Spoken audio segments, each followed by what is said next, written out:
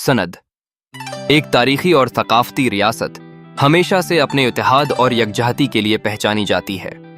इस सरजमीन की गहराइयों में इश्क, मोहब्बत और भाईचारे की दास्तानें बसती हैं, लेकिन हालिया दिनों में कुछ मखसूस अफराद ने इस शोबे की तकसीम की बातें की हैं जो नफरत की अलामत हैं। ये बातें न सिर्फ खतए की अमन व अमान को मुतासर करती हैं, बल्कि एक मजबूत समाज की बुनियादों को भी हिला देती हैं। गवर्नर संध कामरान टेसूरी की हालत इस कट पर की हकीकत की अक्कासी करती है।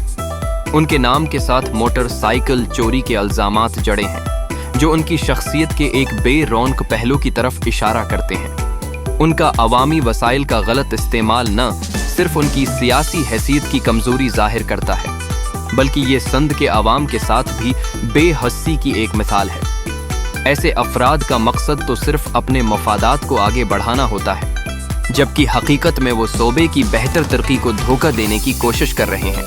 संध की इस्लामी और सकाफती शनाख्त ऐसी है जिससे कोई भी इनकार नहीं कर सकता।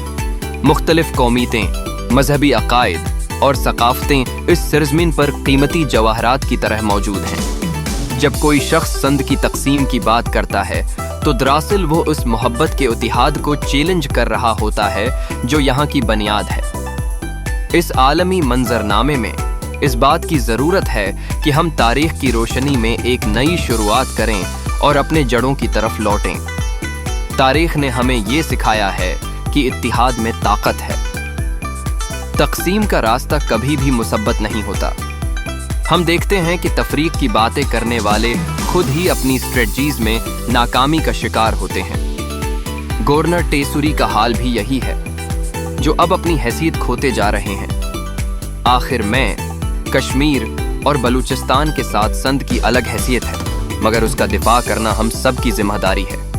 हर शहरी को अपनी ताकत को पहचानना होगा और एक दूसरे के साथ खड़े होकर अपने हुकूक और इत्तिहाद की हिफाजत करनी होगी। ये इत्तिहाद ही हमारी कामयाबी की कुंजी है। तकसीम, नफरत, अमन व अमान। गवर्नर संध कामरान टेसूरी, मोटरसाइकिल चोरी, अवामी वसाइल। सनद की इस्लामी और थकाफती शनाख्त, कौमियतें, मजहबी अकायद, तारीख, इत्तिहाद, तकसीम का रास्ता। कश्मीर, बलूचिस्तान, अलग हैसियत, दिफा।